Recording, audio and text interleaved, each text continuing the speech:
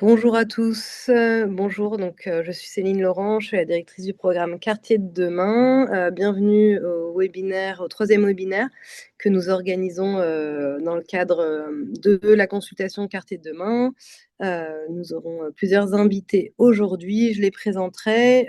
Comme vous le savez, le 24 septembre dernier, lors de la rendu du rendu des différents projets, l'ensemble des 30 équipes de concepteurs ont rendu non seulement des maquettes et des panneaux qui ont été présentés à l'exposition Quartier de demain à la Cité de l'Architecture et du Patrimoine. Vous avez été nombreux à venir, mais également un certain nombre d'éléments, de travaux plus réflexifs. Tout d'abord, les manifestes, qui sont des textes relativement conséquents qui seront publiés d'ici la fin de l'année 2026, mais également des perspectives thématiques, ces perspectives ayant pour but justement de prendre du recul sur le travail effectué dans le cadre des 10 sites, de l'un des 10 sites quartiers de demain. Et les équipes ont proposé donc des zooms, des perspectives thématiques pour lesquelles ils pensent qu'il y a une possibilité de reproductibilité dans d'autres quartiers en QPV ou hors QPV. Donc voilà. Donc c'est ça les perspectives quartiers de demain. Vous en avez déjà un certain nombre qui sont disponibles sur le site internet de Quartier de demain, et notamment les 3 qui seront présentés aujourd'hui. Donc aujourd'hui, nous faisons ce webinaire en partenariat avec l'ANRU. Nous aurons la chance d'avoir une introduction par Jean-Benoît Cariou, qui est chef de projet résilience et transition écologique à l'ANRU, sur le projet, la thématique globale que nous avons regroupée aujourd'hui autour de 3 concepteurs sur comment réhabiliter de manière décarbonée. Donc nous recevrons ILE Architecture qui est intervenue sur Coulommiers, donc Lucille Leyer qui présentera une de ses perspectives. Oscar Buzon de l'agence Raum 404 qui présentera qui a travaillé sur Le Mans, le site du Mans, quartier des Sablons, et qui présentera une perspective autour du zéro déchet. Et Gaëtan Redelsperger qui est avec l'agence d'Adour de Poux, donc co-traitant, et qui présentera également un travail qu'il a fait autour du projet du Mans également, autour de la question de s'acclimater. Donc nous avons souhaité rassembler aujourd'hui ces 3 perspectives dans la suite des autres projets que nous avons lancés autour de la question du low-tech, du bioclimatisme et des systèmes de réhabilitation décarbonés qui ont été fortement portés par ces 3 concepteurs. Je te laisse sans plus attendre la parole, Jean-Benoît, pour cette introduction et remise en contexte dans le cadre notamment du point de vue de l'ANRU. Merci beaucoup et bonjour à toutes et à tous. Donc, j'ai le plaisir d'introduire ce webinaire qui va traiter de ce sujet de la rénovation décarbonée, un sujet qu'on regarde de près à l'ANRU. En effet, on sait plusieurs choses. On sait que les habitants des quartiers prioritaires, ils font face à une injustice. Ils sont moins de contributeurs aux émissions de gaz à effet de serre et pourtant, ils sont les plus exposés aux conséquences du dérèglement climatique, entre autres inégalités environnementales. On sait aussi que le secteur du bâtiment, ça représente 23% des émissions de gaz à effet de serre. 80% des logements de 2050 existent déjà aujourd'hui et que c'est une minorité seulement qui est adaptée aux conditions climatiques attendues. Donc la rénovation des bâtiments, ça devient une priorité. Alors dans ce cadre, le NPNRU, le programme dont l'ANRU est opérateur, c'est 145 000 logements qui sont en train d'être rénovés. Alors, par contre, si on ne fait pas attention à l'impact carbone des rénovations, on passe à côté de notre responsabilité. En effet, toute rénovation n'est pas forcément bas carbone. Il ne s'agit pas seulement de changer une chaudière ou de poser quelques panneaux solaires, c'est une démarche globale de réduction des émissions de CO2 tout au long de la vie du bâtiment. Alors, pour synthétiser, comment rénover les bâtiments de façon décarbonée, je pense qu'il faut s'intéresser à 3 points. D'une part, réduire drastiquement les consommations d'énergie. Deuxième point, sortir des énergies fossiles. Troisième point, conserver une part importante de l'existant. Si ces trois conditions sont réunies, alors la rénovation peut être bas carbone. C'est la conclusion d'une étude du hub des prescripteurs bas carbone porté par l'IFPEB, l'Institut français pour la performance du bâtiment, en partenariat avec Carbone 4. Mais ça rejoint aussi les enseignements que tire l'ANRU quand on travaille avec les porteurs de projets. On étudie le sujet carbone avec nos partenaires tels que l'ADEME, le CFTB et l'USH. Alors si on revient sur les 3 points, le premier point, réduire les besoins en énergie du bâtiment. C'est important parce que dans les QPV, on a quand même 35% des locataires du parc social qui sont en situation de précarité énergétique. On sait, d'après un sondage, que plus de 70% des habitants des QPV redoutent l'impact de la hausse des prix de l'énergie sur leur capacité à se chauffer. Donc, c'est capital de réduire les besoins. Et puis, on connaît les solutions. L'isolation, si possible, par l'extérieur, des vitrages performants, etc. Alors, 80% des opérations qu'on finance à l'ANRU vont être au niveau du label BBC, basse consommation. Donc, c'est possible, on sait faire, les collectivités, les bailleurs sociaux savent faire. Le deuxième point, c'est donc, une fois que les besoins énergétiques sont réduits, il faut remplacer les équipements qui fonctionnent aux énergies fossiles. Aujourd'hui, le parc social, il est encore chauffé à 55% au gaz. Or, on sait que les énergies fossiles, elles sont quasiment totalement importées.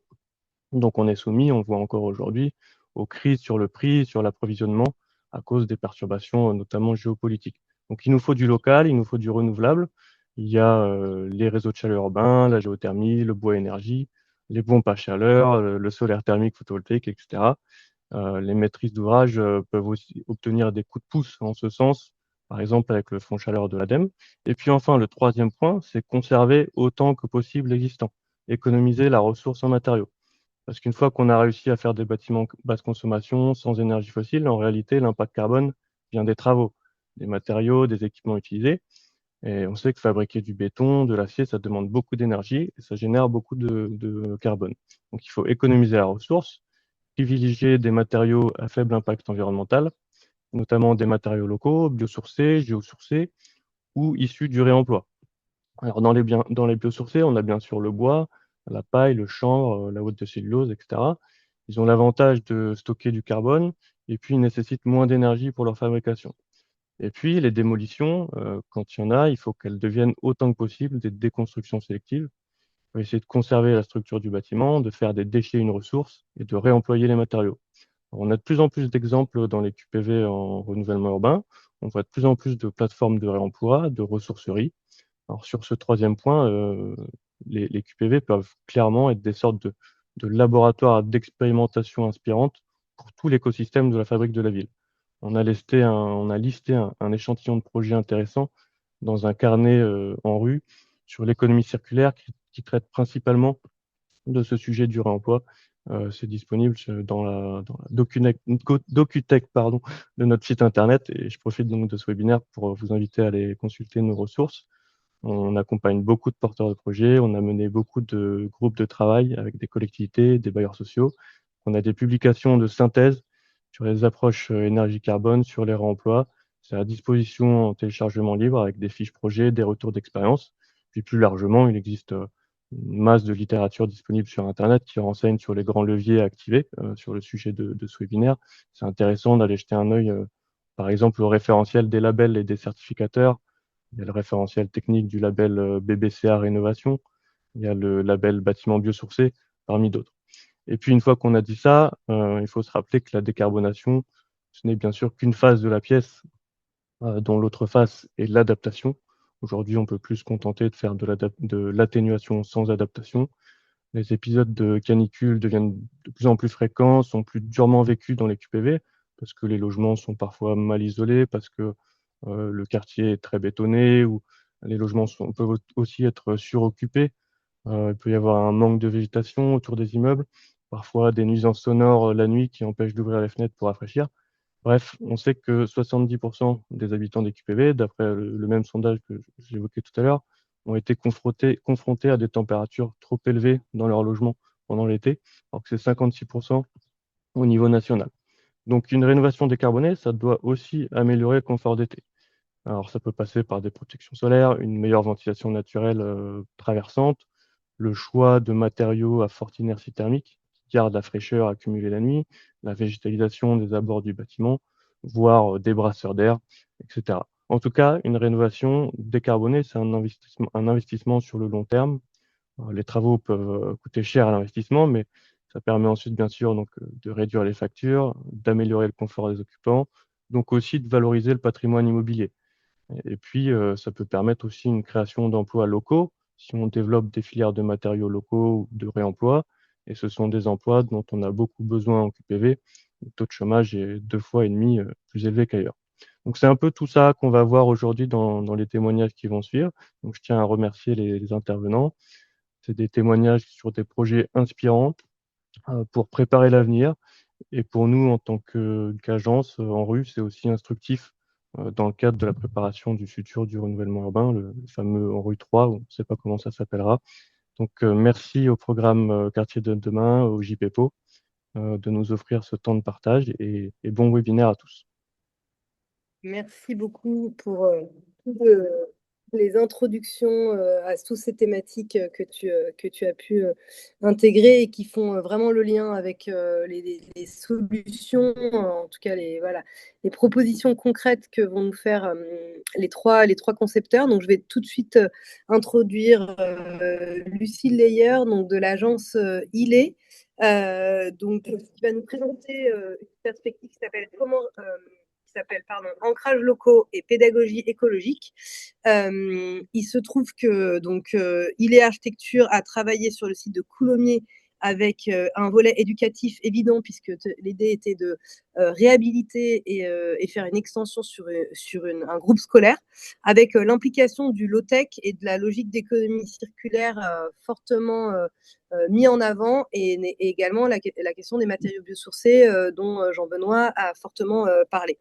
Donc, la question qu'on voulait se poser à la lecture de cette perspective, c'est comment en fait le projet d'école s'inscrit dans une logique d'économie circulaire, comment vous l'avez intégré en tant que tel, et surtout comment la conception d'une école peut devenir finalement un outil d'apprentissage écologique en tant que tel, puisque c'est le cœur de la proposition. Je te laisse la parole, Lucie, pour 14-15 minutes. Merci. Oui, donc effectivement, nous, on s'est posé la question de comment est-ce qu'on passe par une école, parce que c'était quand même le sujet de base, pour aussi permettre aux enfants, aux jeunes, ce que c'est la décarbonation et comment on va faire pour faire évoluer le parc urbain avec des solutions qui sont les plus pérennes possibles et puis en lien avec le climat actuel. Donc si on passe, donc on s'est intéressé au site de Coulommiers sur la slide suivante, qui est un voilà, on s'est plutôt intéressé au quartier des Templiers, que vous voyez sur cette image. Donc c'est un site qui a été construit dans les années 50-60 et qui fait l'objet d'une réhabilitation urbaine, d'un projet de réhabilitation urbaine engagé par la ville de Coulommiers, qui vise à démolir à peu près 50% du parc immobilier pour le reconstruire, l'étendre un petit peu plus loin et continuer le projet urbain plus vers le nord-est, là, ce que vous voyez dans les champs au loin sur cette photo. Et donc, le sujet, nous, qu'on avait, c'était de fusionner deux écoles, une école maternelle et une école primaire, sur un site d'école maternelle qu'il fallait donc démolir pour reconstruire. Ce que vous voyez ici, donc c'est l'image d'un quartier comme il y en a beaucoup en France, hein, le quartier des QPV. Et nous nous sommes intéressés à la question suivante qu'on peut voir, c'est comment est-ce qu'on va qu'est-ce qu'on peut préserver? La question, c'est plus que pouvons-nous construire pour cette nouvelle école, c'est plutôt que pouvons-nous préserver pour ne pas mettre à la poubelle cette histoire du quartier des Templiers, ne pas faire un nouveau quartier, mais préserver ce quartier et créer un nouveau calque en lien avec les problématiques actuelles de préservation des matériaux, de décarbonation, etc.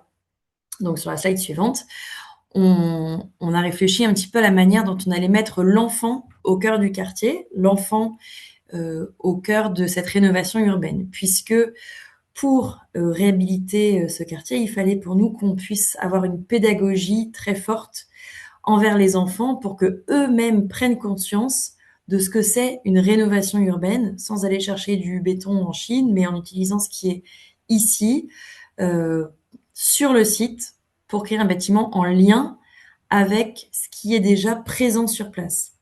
Et ça, c'est ce qui est présent sur place, c'est les matériaux, les bâtiments, la végétation, etc. Sur la slide suivante, on voit une petite axonométrie de ce qui a pu être imaginé. Donc, vous voyez là tous ces bâtiments dans des teintes plutôt ocre. C'est donc l'école pavillon. Donc, on vient proposer une utilisation de ce qui est déjà là et venir connecter les nouveaux pavillons pour créer cette école pavillon du site du quartier des Templiers.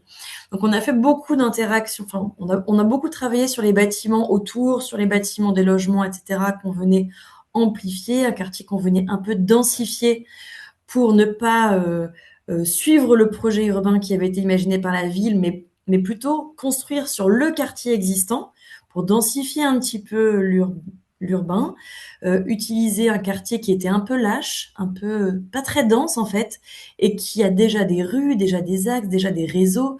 Donc pourquoi venir proposer un nouveau quartier à côté et l'étendre alors qu'on a déjà la place de créer des nouveaux logements ici. Mais on va plutôt aujourd'hui s'intéresser à l'école.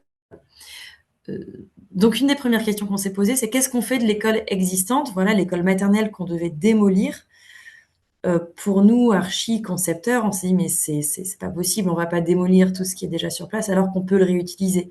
Donc dans un premier temps, par exemple, cette école qui était vouée à la démolition, on propose de venir la réhabiliter sur l'image suivante, avec une isolation par l'extérieur, avec une utilisation des matériaux locaux et surtout de désimperméabiliser les cours d'école pour venir créer des jardins sanctuaires. Ça, c'est un élément qui est très important pour nous, c'est de venir créer des lieux de préservation de la végétalisation et d'amplification de la végétalisation. Vous voyez sur cette image de perspective, la cour d'école devient finalement créée de l'autre côté et ici on fait un jardin sanctuaire dans lequel les enfants peuvent voir de la biodiversité et se rendre compte de ce qui est possible de créer sur place avec ce qui existe déjà. Donc finalement, l'école, elle est réhabilitée et en plus de ça, on vient créer un réservoir écologique sur le site. Un autre axe de possibilité de notre projet, c'était ce gymnase qui est voué à démolition, qui est utilisé tous les jours par les enfants, tout le temps. On voit qu'il est archi rempli et effectivement, il est sur le site, il n'est pas en bon état, il n'est pas de très bonne qualité. Cependant, il a une structure qu'on pourrait tout à fait réemployer. Et l'idée, c'est de se dire, on ne va pas tout mettre à la poubelle, mais on va montrer aux enfants que cette structure-là de leur gymnase, on peut l'utiliser et on peut la réemployer sur un autre espace, puisque ça, effectivement, c'est l'espace de l'école, mais on peut l'utiliser, cette structure, sur l'espace du parc des Templiers. Donc, ce qu'on voit après, c'est un peu la réflexion qu'on a pu avoir. On a redessiné la structure et pourquoi pas faire un nouveau lieu culturel, un nouveau lieu ludique, sportif pour tous. Donc ça pourrait prendre cette forme-là, comme ce que vous voyez sur des références à gauche. Donc avec peu d'intervention finalement, on va désosser le bâtiment et créer un nouveau lieu pour tous, enfants et résidents du quartier, qui serait finalement la mise en avant d'un déchet de chantier qui devient ressource du quartier et ça devient un nouveau lieu qui peut rassembler les gens. Donc finalement, réfléchir de manière décarbonée, c'est aussi réutiliser tout ce qu'on peut réutiliser. Donc là, c'est une structure de bâtiment qu'on vient réemployer ailleurs sur le quartier. Un autre axe aussi, ça a été d'utiliser les bâtiments qui sont sur site. Donc là, c'était par exemple la cantine. Vous voyez la cantine qui devait être démolie. Nous, on s'est dit qu'il fallait absolument la garder, la transformer, parce qu'effectivement, il fait très chaud, ça résonne énormément, c'est pas vraiment adapté. Mais on s'est dit qu'au début de notre intervention, on allait utiliser cette cantine pour faire une maison du projet. Et sur l'image suivante, vous voyez que on a réhabilité cette cantine pour en faire une maison de quartier au début, pendant le temps du chantier. Ça devient un lieu central sur le quartier où les gens peuvent comprendre ce qui va se passer, comment est-ce qu'on va réhabiliter l'école, comment est-ce qu'on va réhabiliter le quartier. Ça devient un lieu dans lequel les résidents, peuvent venir parler du projet et comprendre ce qui est fait. Et la communication finalement avec les enfants, avec les parents, pour comprendre comment l'école va être transformée, c'est hyper important pour que justement cette école devienne un outil pédagogique au-delà juste d'une simple école avec 10 classes. C'est vraiment tout un processus qui est mis en avant pour venir parler du projet. Donc cette cantine devient, dans un premier temps, un lieu de rencontre pendant le chantier, et dans un second temps, elle redevient salle polyvalente qui peut être utilisée à la fois pour l'école et à la fois pour le quartier le week-end. C'est-à-dire qu'on vient créer un bâtiment qui n'est pas utilisé seulement 2 heures par jour pendant 5 jours ou 4 jours, mais ça devient un bâtiment qui est utilisé non-stop pendant toutes les phases de vie du bâtiment. Ça, c'est un axe qui a été très fort dans notre réflexion. Comment est-ce que la décarbonation passe dans le temps aussi du projet? Mais on a réfléchi aussi à d'autres sujets, si on passe à la suite. Donc la pédagogie de la décarbonation, c'est aussi une réflexion sur la mise en avant des ressources. C'est-à-dire que sur l'image suivante, on le voit, une des perspectives de notre projet, donc là on est dans la cour d'école des maternelles, on vient avec le bâtiment mettre en avant la terre, mettre en avant la ventilation par des cheminées, on le verra sur une autre image, mettre en avant aussi la récupération des eaux de pluie, ne pas avoir des canalisations sur tout le site, mais mettre plutôt en avant l'écoulement des eaux de pluie pour que les enfants puissent le comprendre et qu'il y ait une pédagogie dès le plus jeune âge sur le parcours de l'eau, sur la manière dont ça va nous permettre de faire des îlots de fraîcheur et pour que l'élève puisse comprendre le fonctionnement du bâtiment de la manière la plus simple possible. On ne va pas venir cacher l'eau, on ne va pas venir cacher les matériaux, mais on va venir les mettre en avant pour que dès le plus jeune âge, on puisse comprendre le parcours de l'eau. Sur la slide suivante, on voit le plan masse de l'école et on a vraiment mis en avant, alors on ne voit pas très bien, mais en gros, on a sur le plan masse un parcours bleu. À Coulommiers, il y a des gros sujets d'écoulement des eaux, il y a des gros sujets d'inondation, parce que c'est une ville qui est en pente comme ça, et finalement, faire rentrer l'eau sur le site, sur ce quartier des Templiers, ça permet de ne pas inonder la ville basse, entre guillemets, la ville plus historique. Et ça va être fait dès l'école. Dès le plus jeune âge, on va comprendre la manière dont on peut réutiliser cette eau. Donc on le met en avant, on ne va plus le cacher. Donc ça, c'est sur la slide suivante, on voit aussi qu'on imagine pendant le chantier d'avoir des temps de discussion, d'avoir des temps d'ouverture au public, au jeune public, aux parents, aux résidents, pour que chacun puisse comprendre la manière dont on va construire le projet. Et c'est aussi une démarche écologique, c'est aussi un geste pédagogique. C'est montrer que l'architecture peut émerger de l'eau, de la terre, et soit très simple dans la construction, et pour autant répondre à des attentes qui sont extrêmement importantes pour un quartier et pour une école. Si on passe un petit peu à la suite, je voudrais juste vous parler un petit peu de la stratégie circulaire, puisque dans une réflexion qu'on peut avoir sur les QPV, nous on l'a eu sur le site de Coulommiers, mais on a essayé de mettre une méthode en place, c'est-à-dire que sur la slide suivante, on le voit, on veut mettre en place une méthode, c'est-à-dire qu'il faut, maintenant, quand on construit, on en est assez convaincu, il faut faire un diagnostic de ce qui est déjà là, un diagnostic des matériaux qui sont sur place, des ressources, des savoir-faire, quelles filières pourraient être mises en place, quels paysages existe déjà sur le site, et donc la filière, notamment sur la slide suivante, on le voit, du bois, de la terre et du chanvre, était très importante autour de Coulommiers. Donc on s'est dit qu'on allait s'appuyer sur ces ressources locales historiques pour faire le projet. Mettre, pourquoi pas, des savoir-faire en avant, et pourquoi pas aussi mettre en place des nouveaux savoir-faire qui sont ancestraux, mais qu'on pourrait réutiliser pour développer des nouveaux métiers, etc. On le sait que dans ces quartiers, le taux de chômage il est assez fort. Pourquoi pas mettre en avant, dès le plus jeune âge, ces filières-là pour que les enfants puissent comprendre aussi la manière dont des métiers peuvent être développés. Donc, pour le projet, on a plutôt développé le bois, la terre et le chanvre. Si on le voit sur la slide suivante, on a essayé de s'appuyer sur les ressources locales historiques en ayant des structures en bois bleuies, c'est-à-dire du bois qui était déjà atteint par un champignon et qui est plutôt voué à être délaissé. Nous, on s'est dit qu'on allait utiliser ce bois bleui pour faire la structure du projet. Ensuite, on venait compléter les murs sur la slide suivante avec l'utilisation de la paille et du chanvre pour utiliser la fibre de paille, de chanvre pour être associée à la structure bois. Et pour ce qui est des socles, on utilisait des gabions. Et voilà, et après, on vient utiliser la terre du site pour créer des briques de terre crue. Et donc faire des murs en bauge, finalement, qui venaient ne pas être cachés dans une structure extérieure, mais qu'on mette en avant la structure du site pour que dans l'école, chacun puisse comprendre un petit peu la manière dont le bâtiment a été construit. Et on en parlait tout à l'heure. Ouais, j'ai presque fini. Non, mais... Et sur, voilà, on utilisait aussi les ressources énergétiques du site, donc le soleil, l'eau, la ventilation. Là, je vais en parler rapidement, mais on l'a beaucoup détaillé dans le projet. L'idée, c'est de ne pas cacher l'utilisation de l'air, ou on peut même mettre sur la slide suivante parce qu'on voit une perspective.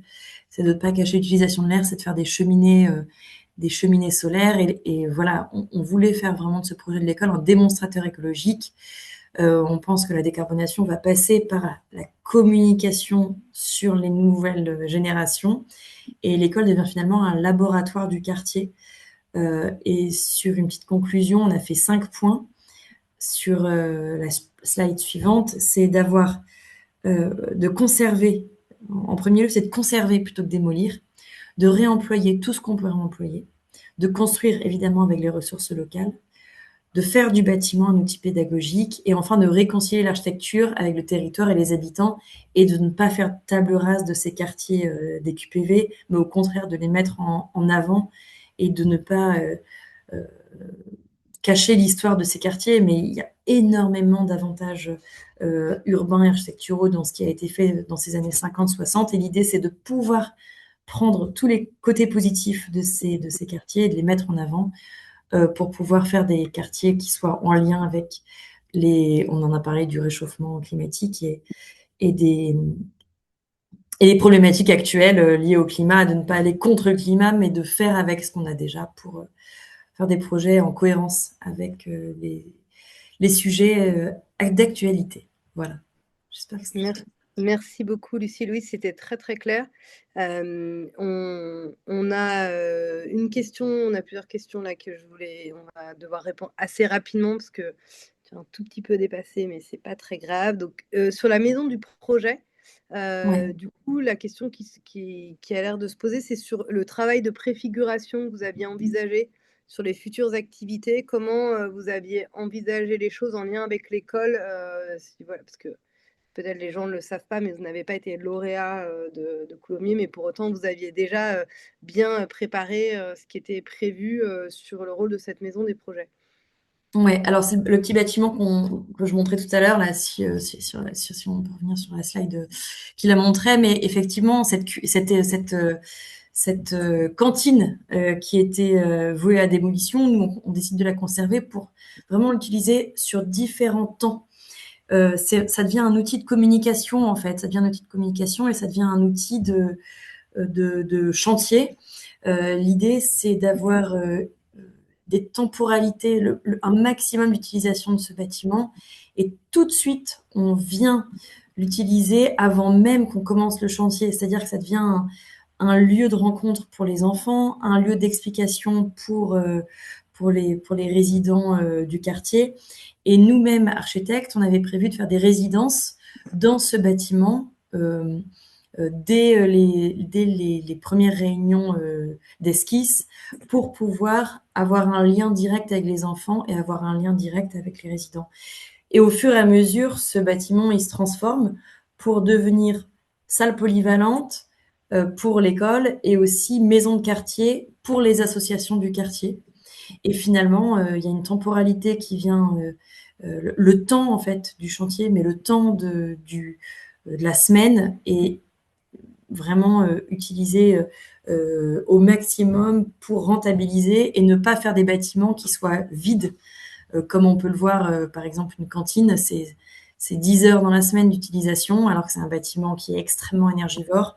et le fait d'avoir des bâtiments qui soient remplis au maximum sur les temps de la semaine font aussi partie de cette réflexion de décarbonation et de ne pas faire des bâtiments vides au fur et à mesure de la création des projets. Oui, la question de la mutualisation a été un gros sujet à Coulommiers. Ouais. Peut-être une dernière question, après on va devoir passer à... Est-ce que, je sais qu'en parallèle de Coulommiers, vous travaillez aussi sur une autre école à Saint-Paul-sur-Mer dans un autre QPV. Donc, est-ce que tu pourrais nous dire, enfin, sur les grands principes, j'imagine que vous avez pu remettre en place des choses équivalentes, mais est-ce que justement il y avait des spécificités à Coulommiers ou à Saint-Paul-sur-Mer qui ont permis d'établir des choses différentes, vu que vous avez travaillé en parallèle sur les deux projets?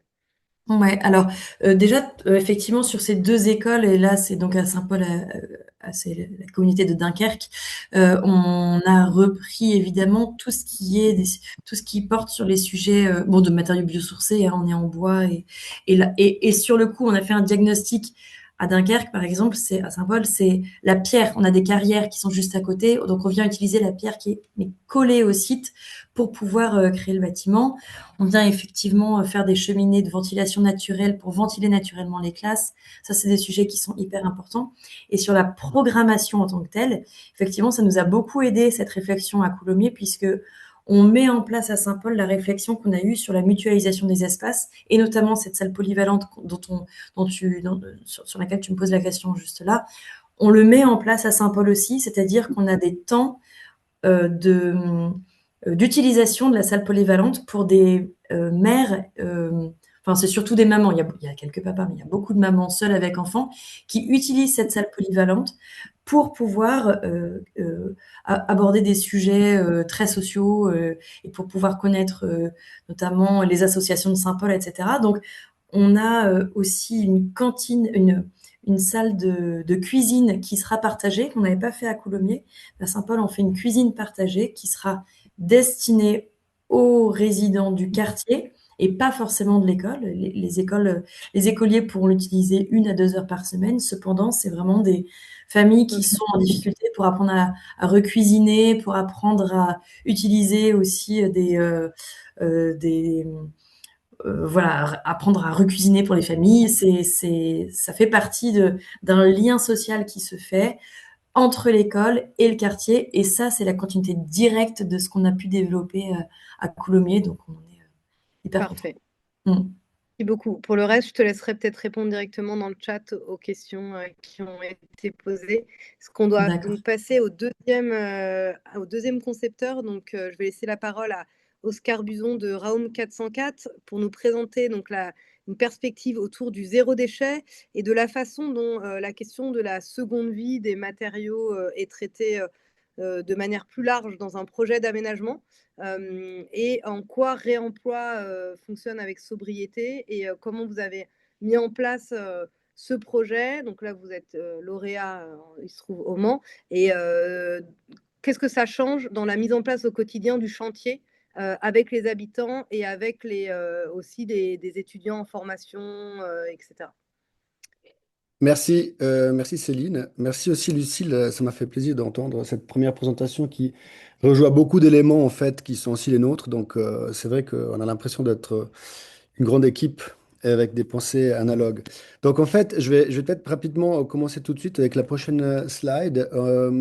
Et ça a l'air un peu étiré comme ça, c'est peut-être moi, mais si vous voulez, j'espère que c'est pas tout écrasé comme ça, mais si vous voulez, je vais vous présenter d'abord une première phase où je vous donnais un peu des idées et comment nous on est arrivé finalement à développer cette un peu stratégie, pourquoi on est basé sur le zéro déchet. En fait, on a eu la chance de participer à deux consultations internationales, le Grand Genève. Energy Landscape, on était l'équipe avec l'Université de Bâle, de Mendrisio, Emsperger, Lorenz Oxter et Dresden Sommer. Et puis Energy Landscape dans le Luxembourg en transition. Et ça nous a permis d'instaurer une sorte d'axiome ou de base théorique qui finalement on a eu la chance de pouvoir développer plus en profondeur dans le cadre du projet des quartiers de demain. Donc, dans la prochaine étape, slide, vous voyez en fait, je commence un peu par une fable d'enfant que j'ai trouvée dans un conte d'un livre de Banham. Et si vous voulez, c'est l'histoire d'une population primitive ou primordiale qui arrive dans une clairière et qui trouve sur cette belle clairière dans la forêt un grand tas de bois. Et en fait, elle se retrouve dans un dilemme, hein, où prendre ce bois et en faire une maison, c'est-à-dire une architecture, c'est-à-dire aussi une distanciation par rapport à l'environnement, ou prendre ce bois pour en faire un feu, pour se protéger aussi des animaux, mais un feu autour duquel s'instaure une nouvelle culture, une façon de générer du savoir et de la connaissance. Et le paradoxe dans tout ça, c'est que ce bois, c'est la même matière qui fait notre architecture et qui transforme notre monde, mais aussi la même source d'énergie. Et en fait, cette fable qui est assez simple, elle a encore un rapport très direct avec nous, puisque les énergies fossiles constituent encore une grande partie de notre environnement. Il y a une grande dépendance par rapport à ça, et c'est aussi notre mode de vie qui sont très fortement liés à ça. Donc pour nous, la question d'un projet n'est pas que de l'architecture, est fortement liée aussi avec les matériaux effectivement utilisés, mais avec le mode de vie des utilisateurs. Donc dans la prochaine slide, vous voyez, c'est une carte, le plan Corbeau fait de la moitié du siècle passé pour Genève. Mais la situation est pareille un peu partout. Vous voyez, en rouge foncé, c'est la ville qui correspond à la première révolution énergétique, la ville du train, la ville du charbon. Et vous voyez qu'elle est encore un peu contenue sur elle-même, en tout cas autour du centre historique qui est ici en blanc. Et vous reconnaissez même les structures avant l'ère industrielle qui sont déterminées par ces lignes noires autour des champs. Et encore en bas, si vous voulez, en bas à gauche, il y a encore Carouge, un petit village. Et c'est vrai que pendant des siècles, les villes et les lieux de vie, d'humanité, étaient en lien direct avec les ressources locales, ce qui a freiné une certaine forme de développement. Et donc, vous voyez, la première explosion du développement, première aussi logique globale d'extraction et de consommation d'énergie fossile, qui est la ville en rouge. Et puis la deuxième, voilà, troisième révolution énergétique, qui est celle du pétrole. Vous voyez, c'est la grande extension en jaune qui a créé des lieux monofonctionnels, beaucoup plus éloignés des centres historiques et bien sûr qui sont été rendus permis par l'utilisation de la voiture. Et donc, c'est à peu près ça aussi. Notre quartier QDD au Mans, c'est vraiment aussi une zone monofonctionnelle à l'origine éloignée d'un centre historique, complètement dépendante d'un réseau du pétrole. Et donc, on est vraiment au corps du sujet, si vous voulez. Et donc, pour nous aussi, au départ, c'est aussi la question, que doit-il accueillir ce bâtiment pour réduire cette dépendance aux énergies fossiles et donc arriver dans un sens de la décarbonation. Donc, prochaine slide. Voilà, on a aussi pu développer par rapport à ces consultations, une exposition à l'EPFL qu'on a appelée la matière ultime. Et si vous regardez le prochaine slide, tout a commencé par la fascination de cet objet, qui en fait a un rebut. On parle beaucoup de valorisation des déchets, de création d'énergie par les déchets. C'est vrai, mais néanmoins, en Suisse, mais en France aussi, on produit encore aujourd'hui environ 80 kilos de cette matière que vous voyez devant vous. Et c'est cette matière-là qui, encore aujourd'hui, est ensevelie sous la terre, sous des bâches plastiques pour éviter la contamination de métaux lourds sur les eaux souterraines. Et ça, c'est une réalité, c'est la preuve finalement que le recyclage n'existe pas. Il n'y a pas de recyclage parfait. Il faut toujours introduire de l'énergie et de la matière. Il y a toujours un déchet, un rebut. Et c'est ce qu'on a appelé cette matière ultime, qui est le fin finalement du cycle de la matière première. Et ça nous préoccupe beaucoup. Et dans un site de transformation tel qu'au Mans, en fait, pour nous, c'est ça, le premier ennemi. C'est cette forme de déchet qui est très important pour nous de réduire. Dans la prochaine étape, vous voyez, voilà, c'est une carte très rapide. Vous pensez que la Suisse a des paysages magnifiques, il est vrai, mais vous voyez que chaque petit noir que vous voyez sur cette carte, c'était une recherche qu'on a fait par rapport à cette exposition. C'est un lieu d'enfouissement que vous voyez extrêmement déterminant dans le paysage construit, mais il est encore complètement caché. Et si vous passez encore maintenant les prochaines slides, vous voyez, voilà, vous voyez encore un peu On a fait une recherche, hein, on a fait un volume où on a pu nommer tous les lieux de déchets, d'enfouissement des déchets en Suisse. Donc, c'est un livre qui pèse plusieurs kilos. C'est un format A3, comme plus tard. Donc, si vous passez prochaine slide, pour nous, vous voyez en fait ce que vous voyez. Alors, je suis vraiment peut-être désolé, c'est tout un peu étiré, mais voilà, ce que vous voyez ici, c'est un paysage complètement anthropique. C'est un ancien déchetterie. Il est impossible de se baigner dans ce lac. Il est possible de toucher, bien sûr, il n'y a pas de poisson. Et ceci était tout en, finalement la preuve finalement de cette recyclage impossible et non fini. Donc prochaine slide, si vous voulez, voilà ce qui nous a beaucoup touché. Voilà, ce sont en fait tout ça, ce sont des paysages du déchet, hein, des paysages de sols qui étaient envahis, acquis par l'utilisation des déchets, même dans des lieux très, très bucoliques comme le canton de Zurich, au bord du lac de Zurich. La prochaine slide. Voilà, ici c'est à Soleure, c'est un paysage, c'est une ancienne décharge. On parle bien de la Suisse et de l'Europe, mais c'est le même cas partout en Europe. Et voilà, pour nous, c'est ça vraiment les lieux où on a la responsabilité de reconstruire le paysage et les lieux de vie de manière responsable. Donc plus loin encore, vous voyez encore quelques exemples. Voilà, le canton Fribourg, pareil, ce sont ces paysages complètement anthropiques. Encore plus loin. Voilà, voilà, ce qui nous intéressait aussi, c'était un peu les mouvements de ces déchets dans la Suisse et dans l'Europe. Et puis voilà, je ne vais pas m'attarder là-dessus, on va passer trop de temps. Autre chose qui nous intéressait de nouveau un peu, donc qu'est-ce qu'en tant qu'architecte, finalement, on peut faire dans ce monde qui est gros et qui est compliqué. Et puis c'est vrai qu'on s'attelle finalement à notre métier, c'est quand même l'architecture. Puis on a développé dans le cadre du Grand Genève la question d'une architecture de conscience qui reprend beaucoup d'éléments hein, que vous avez présenté avant, Lucille. Et puis c'est vrai que bah, il y a des questions comme bah, la production d'énergie au sein du bâtiment, mais de l'énergie qui doivent compenser les immeubles ou les lieux que ne peuvent pas en produire, c'est un facteur très important. Bien sûr, de l'énergie propre. Une architecture aussi non radicale, bien sûr, c'est cette radicalité de la modernité qui nous a amené en fait à cette grande consommation d'énergie. Quand on parle de décarboner, il s'agit aussi de réduire énormément le transport en commun, le transport pardon, individuel. Et pour le travail, les matériaux, etc., on est à toujours entre 30-35% quand même d'utilisation d'énergie fossile par rapport au transport. Il faut aussi pallier la frugalité par une richesse du commun, donc diminuer l'espace privatif pour augmenter des espaces communs. Chercher une architecture de membrane, c'est-à-dire on lutte toujours pour savoir quelle est la surface minimale pour tout et chacun dans un espace de vie. Finalement, il peut y avoir aussi des espaces qui soient flexibles, qui agissent avec la saison. Et comme on met un pull en hiver sur notre corps, on peut aussi essayer d'avoir une aération et un dialogue avec l'environnement par rapport à cela. Donc une architecture qui respire et qui absorbe. On revient donc à des matériaux biosourcés qui sont capables d'emmagasiner du CO2. Aller vers une esthétique collective du temps, donc vraiment de chercher de nouveaux langages d'architecture. Produire une diversité de programmation. Il est pour nous extrêmement important de faire un lien entre la consommation et la production des éléments que l'on consomme, bien sûr, pour aussi éveiller une sorte de conscience hein, vis-à-vis de l'utilisateur. Et puis d'utiliser les toits, d'utiliser le maximum de potentiel de l'architecture.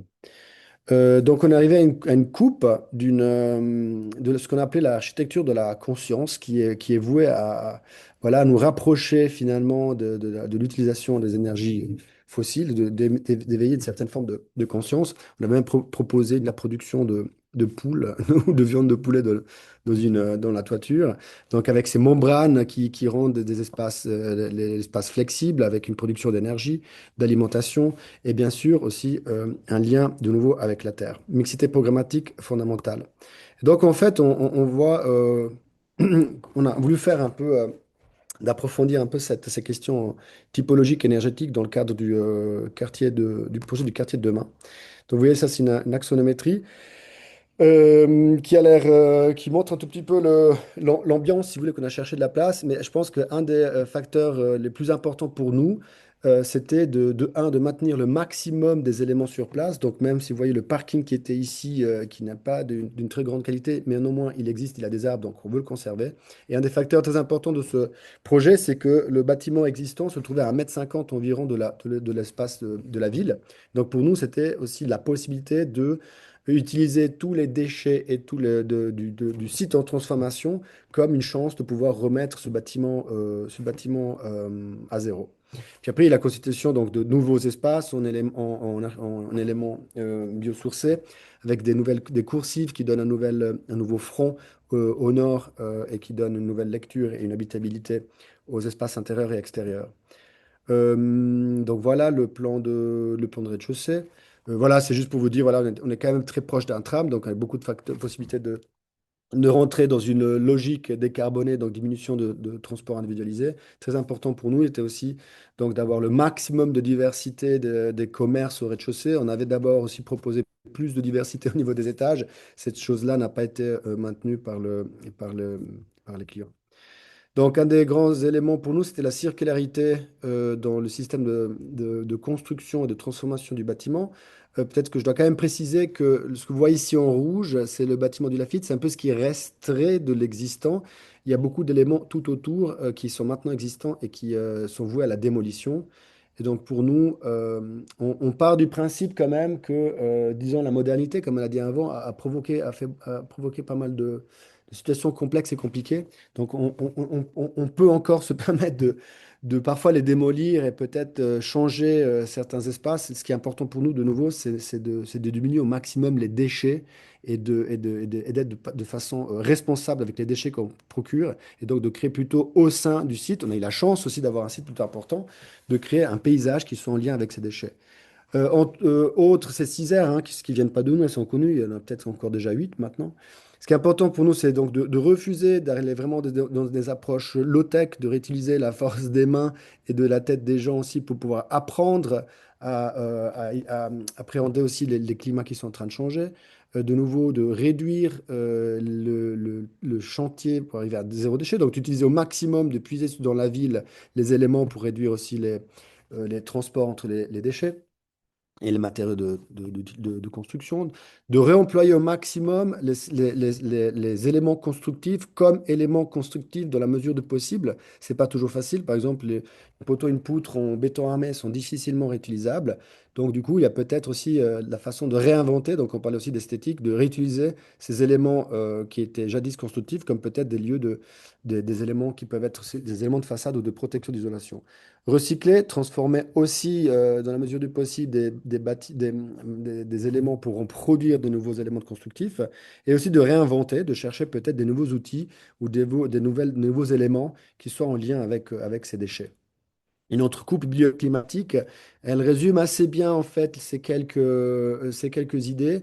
Peut-être vous voyez ici donc l'idée de reconstituer un niveau urbain, donc un dialogue aussi avec la route et les places autour, en constituant vraiment, bah, finalement, en mettant ici les déchets des démolitions existantes. On propose néanmoins ici un système aussi fait avec un système de parpaing pris dans la démolition des bâtiments. On propose ici un labyrinthe thermique qui permet, en absorbant l'air extérieur, de ressouffler l'air plus frais sur les étages supérieurs dans ce qu'on a appelé un orgue thermique. Ce que vous voyez peut-être pas ici, mais ce qui est sous-entendu, donc d'avoir très peu, enfin, pas avoir de ventilation.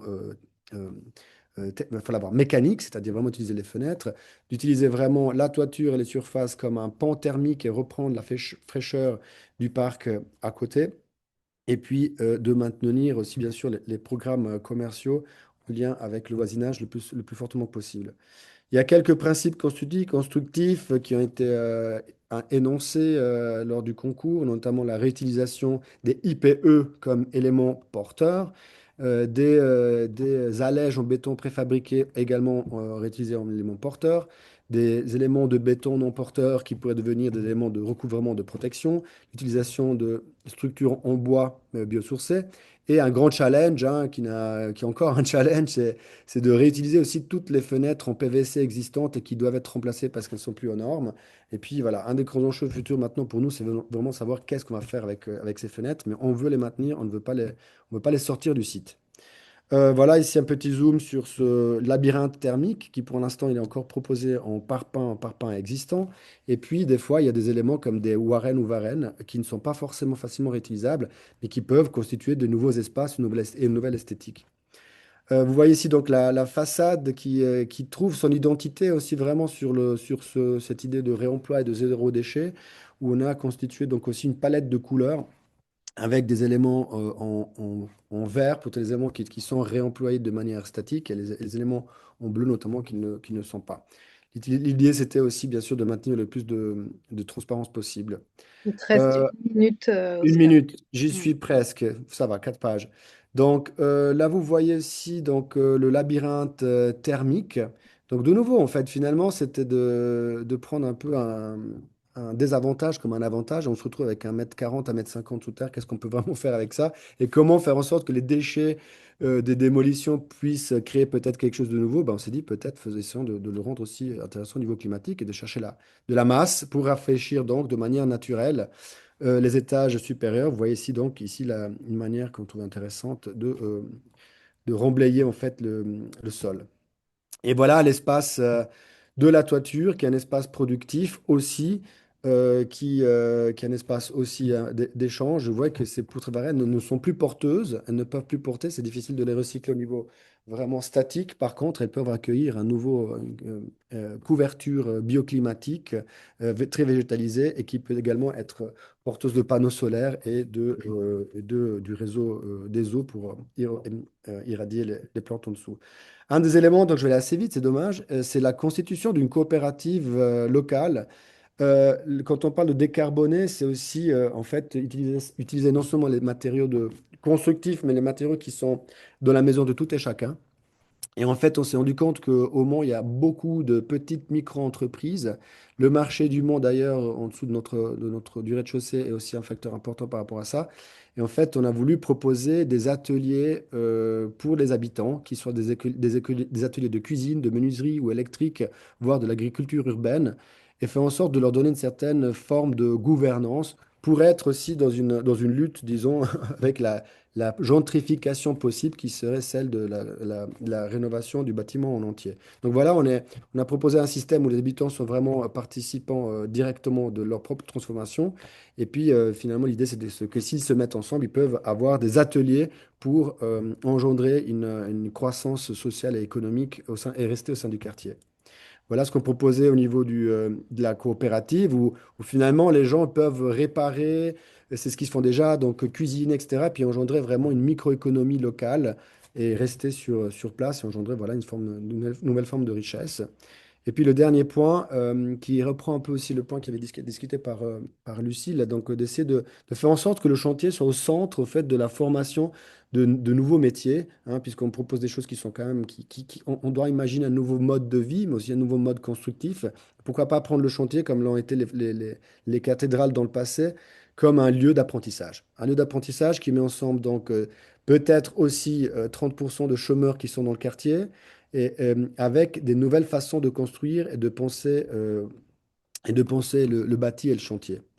Donc l'idée, c'est de mettre dans les trois phases du chantier, soit dans la phase du projet, dans la phase du chantier dont on parlait, et dans la phase de l'entretien, de mettre en dialogue, si vous voulez, des entreprises privées locales, des écoles et des centres de formation locales, mais toutes autour d'un contrat d'apprentissage lié au chantier de la rénovation du Lafite, et ceci dans un domaine qui soit de la construction, du paysage et de l'écologie, mais aussi du commerce et de la gestion.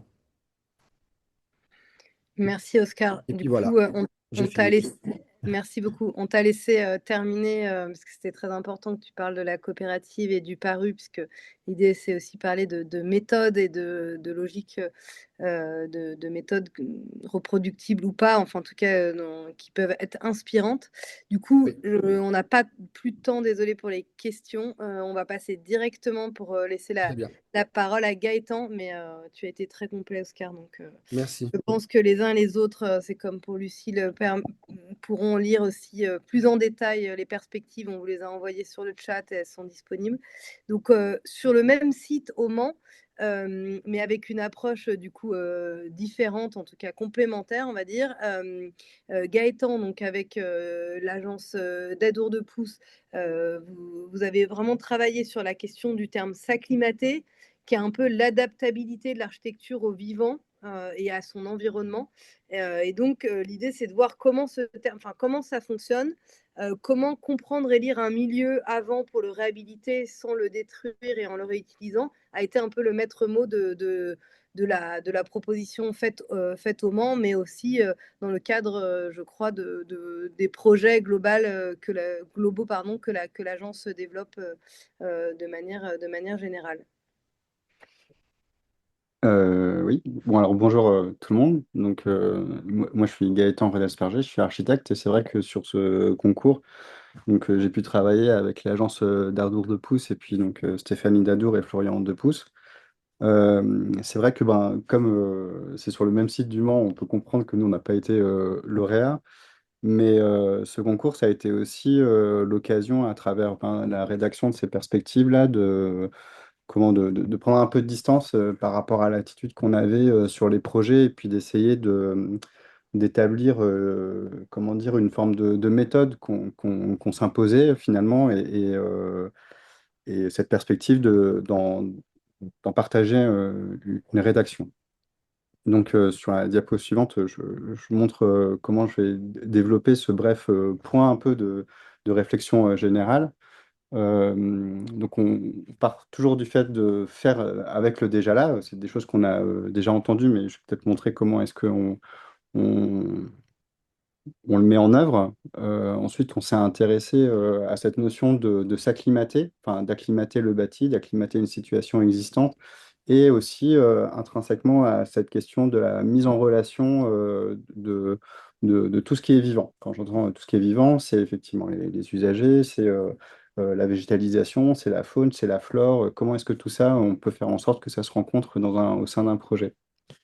Une notion qui paraît assez importante aussi pour nous dans le fait de construire un bâtiment pérenne et qui s'acclimate à son environnement, c'est la place de l'usager. Et finalement, comment est-ce qu'on arrive à travers ce type de projet à prendre soin dans ce qu'on voit d'un milieu en arrivant à le transformer? Parce qu'aujourd'hui, on sait que c'est une nécessité, d'où l'existence de ces concours. Voilà. Donc, suivant, s'il vous plaît. Faire avec le déjà là. Donc pour nous, c'est évidemment faire avec le climat, c'est le comprendre que le climat, c'est son environnement, c'est ce qui va entourer le bâtiment ou façon plus générale l'environnement d'un projet. Et sa compréhension, ça va être extrêmement important parce que ça va permettre d'identifier extrêmement précisément ce qu'on doit modifier pour répondre aux nouvelles attentes. Enfin, voilà. Donc ça va être aussi faire avec le bâtiment existant, enfin le bâti existant, pardon, c'est pas forcément qu'un bâtiment, c'est-à-dire en conserver ce qui fait 80% de la masse, notamment, c'est toutes les structures, euh, et au maximum composer avec tout ça pour justement éviter l'impact carbone notamment, mais aussi social de démolition. Faire avec le vivant, c'est assez général, mais faire avec le vivant, c'est pas forcément ce qui se voit avec nos yeux, mais c'est là où on a travaillé avec Cyril Marlin, qui est un paysagiste qui on travaille très régulièrement, qui va nous aider, par exemple, à voir des choses qui existent et qui vont créer du lien aussi. C'est aussi le paysage sonore qui va être partagé entre les habitants d'un même quartier, ou, comment dire, évidemment, la faune et la flore et de voir comment est-ce que tout ça se croise et d'arriver à l'identifier, ça permet après d'arriver à le préserver. Et faire avec, c'est aussi faire avec ce qui n'est pas visible, qui prend du temps à être observé aussi. Et en l'occurrence, si je pense au quartier du Mans, on a vu qu'il y avait des questions de situation familiale et notamment monoparentale qui n'étaient pas forcément visibles dans les rues, mais qui étaient extrêmement importantes et pour lesquelles on se devait, à notre sens, de proposer des lieux de rassemblement et de rencontres apaisées. Donc, diapo suivante, s'il vous plaît.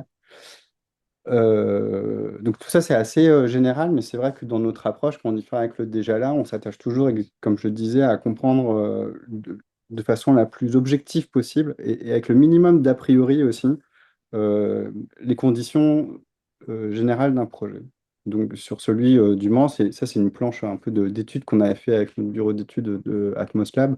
Alors évidemment, c'est des choses relativement simples qu'on retrouve souvent, mais néanmoins, c'est leur prise en compte qui nous paraît importante, c'est-à-dire la course du soleil, la rose des vents, la question de la couverture de météorologique ou tout simplement la capacité du bâtiment aussi à prendre le soleil ou pas. Et en fait, d'arriver à le quantifier, à le chiffrer, ça va nous donner une base de réflexion pour savoir ce à couvert quoi on doit évoluer, et de manière très objective, parce que cette forme objective de ces chiffres, ça nous permet de réagir avec efficacité et en utilisant le minimum de matière. Donc, diapo suivante, s'il vous plaît.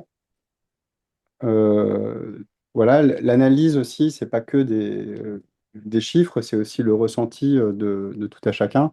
Donc on retrouve, hein, c'est le quartier du Mont des Sablons que vous avez déjà vu juste avant. Donc ça, c'est la situation existante où, dans un premier temps sur le projet, on s'est attaché à comprendre euh, quelles étaient l'ensemble des problématiques. On a appelé ça les ruptures, c'est-à-dire que ça peut être des ruptures physiques de niveau, dont on a déjà parlé, par exemple le niveau le plus bas de l'existant, ces ruptures de niveau avec un parking enterré, voilà, et où cette situation autour de la place, de la maison du projet actuel. Et ça a été comme ça d'identifier précisément ce qui est déjà là, ce qui est positif aussi, et ce qui est problématique à régler.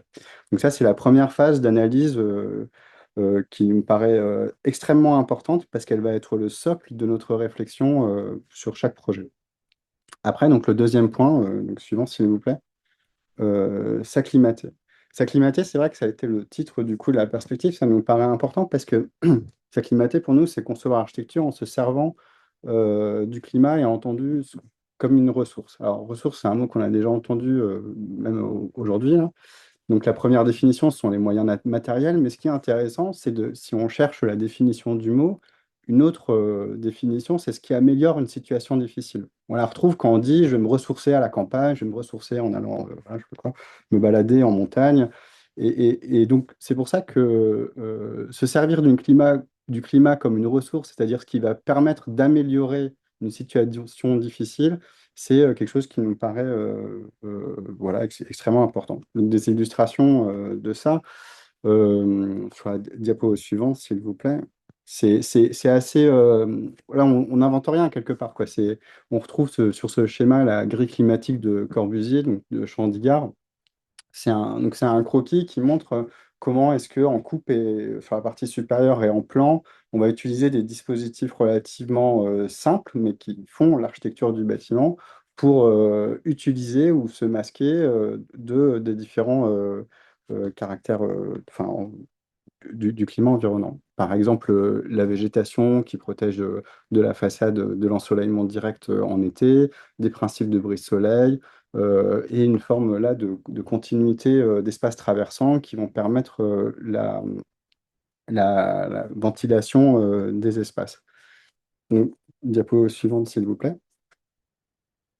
Donc, ce sont des principes qu'on a mis on a proposé en tout cas de mettre en œuvre sur le bâtiment existant, mais toujours finalement en économisant au maximum la matière aussi, ça, c'est extrêmement important. Donc on a proposé ce principe d'addition de balcons et de jardins d'hiver. Pourquoi? Parce que ça nous permettait de recréer des espaces traversants et cette capacité, si on regarde le confort d'été, de justement créer de l'ombre et de plus exposer autant qu'avant les façades au soleil, d'ouvrir ces façades pour faire permettre l'hiver, quand les rayons sont plus bas à l'intérieur, le soleil et de créer enfin, profiter des apports calorifiques gratuits du soleil, tout en permettant de ventiler, d'avoir des dispositifs manipulables à la main qui puissent s'ouvrir et se fermer, qui permettent comme ça de moduler son propre confort à l'intérieur, tout en profitant des caractéristiques aussi qui sont extrêmement intéressantes du bâtiment, comme sa forte inertie de par la présence des dalles en béton. Voilà, ce sont des dispositifs extrêmement simples, mais qu'on souhaite mettre en œuvre dans nos projets de façon assez constante. Sur la diapo suivante, le troisième point, je disais que s'acclimater aussi, c'est mettre en relation. Ça, c'est une notion qui est peut-être plus théorique, qui n'est pas forcément euh, explicite quand on regarde simplement la façade d'un bâtiment. Mais il me semble qu'un bâtiment, quand on construit, c'est pour chercher une forme de confort par rapport au climat extérieur. Donc, on crée une forme de microclimat à l'intérieur. Et ce bâtiment qu'on veut confortable, pour moi, il ne peut pas exister en s'isolant de son environnement, mais du coup en l'utilisant. Donc c'est pour ça que, si on passe à la diapo suivante, s'il vous plaît, sur la plupart des projets, enfin tous d'ailleurs, qu'on fait, que ce soit Stéphanie, Florian et moi, on s'attache à aussi offrir à l'usager une capacité à lire la façon dont il va pouvoir utiliser son environnement. Ce que je veux dire par là, c'est une photo, enfin c'est un montage là d'un projet sur lequel je travaille qui met un peu de temps à sortir, mais qu'on va sortir. Euh, Cette vue, en fait, c'est pas simplement une vue d'un hôtel, quoi. C'est-à-dire que c'est aussi offrir, enfin, de vue depuis un hôtel de luxe sur l'environnement, mais d'ailleurs, c'est un appartement. Pardon, je me confonds un petit peu, mais ce que je veux dire, c'est que d'offrir des ouvertures sur l'extérieur, c'est aussi permettre aux gens de comprendre, par exemple, où se lève et où se couche le soleil. C'est aussi permettre aux gens de comprendre d'où viennent les vents dominants. C'est permettre de comprendre et de voir ce qui arrive en ce moment là à Paris, mais la pluie qui arrive et quand est-ce que ça va mouiller ou pas. Et donc, du coup, de lui permettre de gérer son propre confort. Donc, c'est la mise en relation de l'usager et de son environnement. Diapo suivante, s'il vous plaît. Cette mise en relation, c'est des photos qui font aussi appel à ce qu'on a vu tout à l'heure dans les présentations précédentes. Là, quand on voit un enfant qui joue dans ce petit jardin, euh, et ça faisait partie aussi du projet au Mans à travers la création d'un jardin sur le parking enterré existant. C'est une question de mise en relation parce que ça va être la mise en relation du vivant de manière générale. C'est-à-dire que effectivement, c'est un enfant qui joue avec de l'eau, mais c'est aussi un enfant qui va rencontrer une partie de la faune et de la flore qui vont chercher de l'eau parce que c'est l'élément qui est commun à tout être vivant. C'est aussi permettre justement à la faune environnante dans un milieu de se croiser et de créer une forme de richesse en nichant dans les arbustes. Et il y a des interrelations comme ça qui se créent. Et la richesse d'un projet, elle se crée aussi à travers cette forme de mise en relation. Euh, voilà. Diapo suivante, s'il vous plaît. Euh, donc ça, c'est en lien avec l'idée précédente, c'est que pour être efficient, donc l'usage des principes bioclimatiques qu'on a vu juste avant, pour nous, elle doit reposer sur l'action des usagers et des usagers. Je suis désolé, il y a deux fois usagers là, mais... Et selon leurs besoins, les saisons et les conditions météorologiques pour utiliser l'environnement pour ajuster les apports. Ça, c'est aussi quelque chose qui nous paraît important parce que finalement, comme je disais, pour nous, on doit créer une forme de confort, que ce soit dans la ville ou à l'intérieur des bâtiments.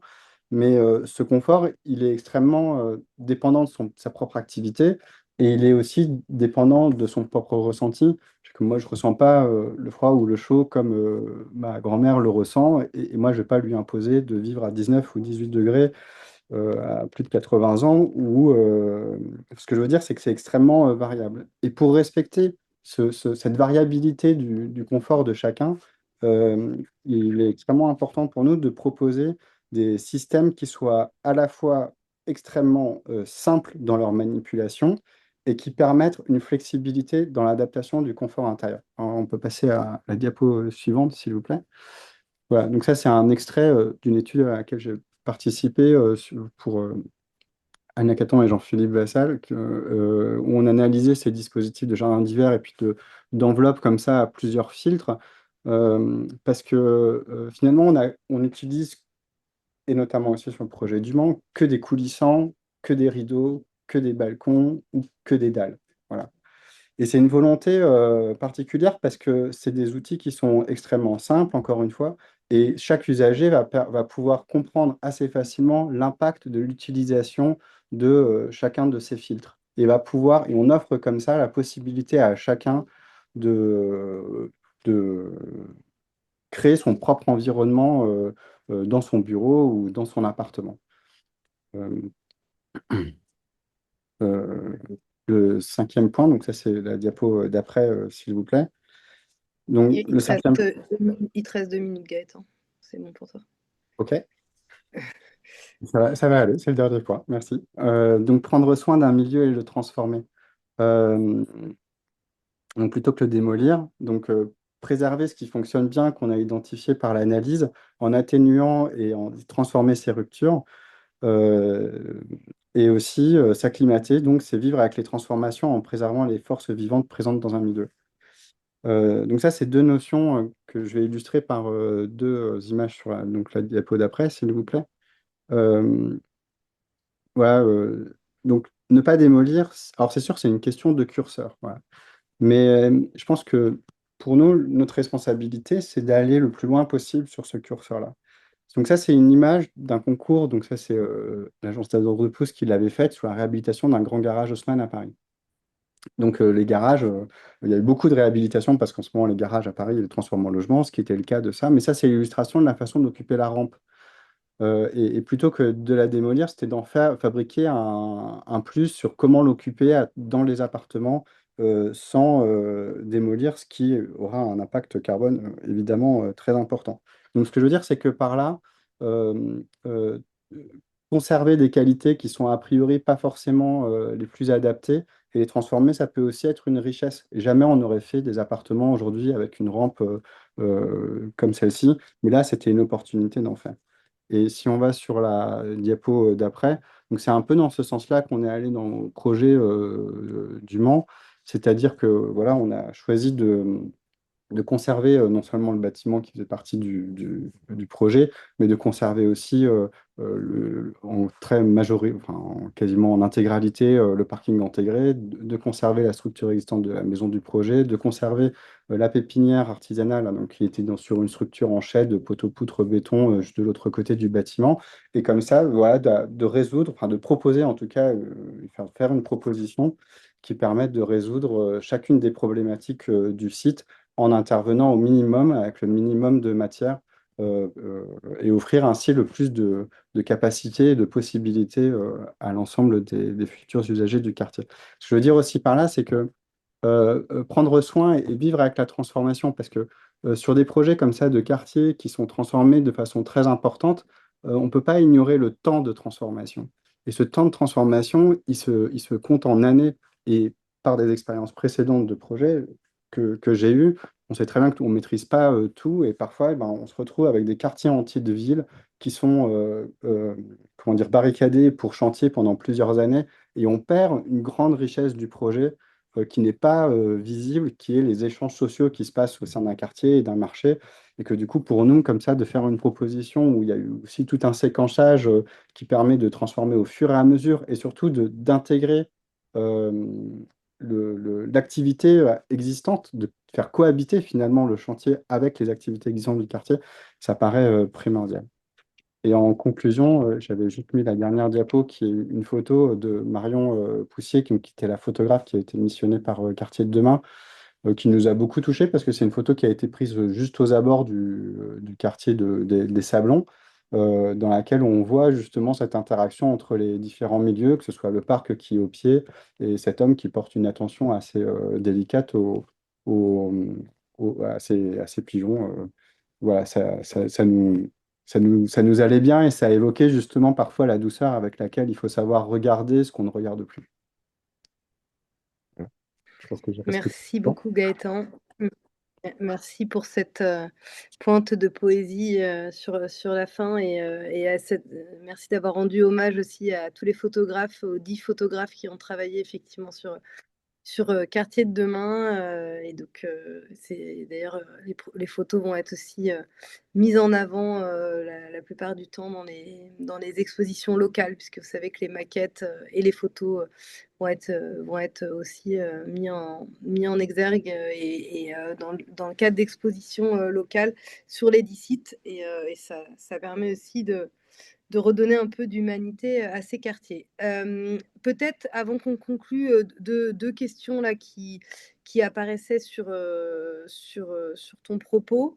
Sur la question du bioclimatisme, tu as beaucoup parlé du bioclimatisme à l'intérieur du bâtiment, enfin, on va dire à l'échelle du bâtiment. Comment ça se prolonge de manière peut-être un peu plus concrète sur l'espace public? Est-ce que tu as des exemples concrets voilà, sur la partie espace public entre la continuité dedans, dehors? Et peut-être une autre question, je pose les deux. La question de, vous parlez tous les trois en fait de l'horizon 2030 ou 2050. Enfin, forcément, se pose la question de l'après et de l'évolutivité.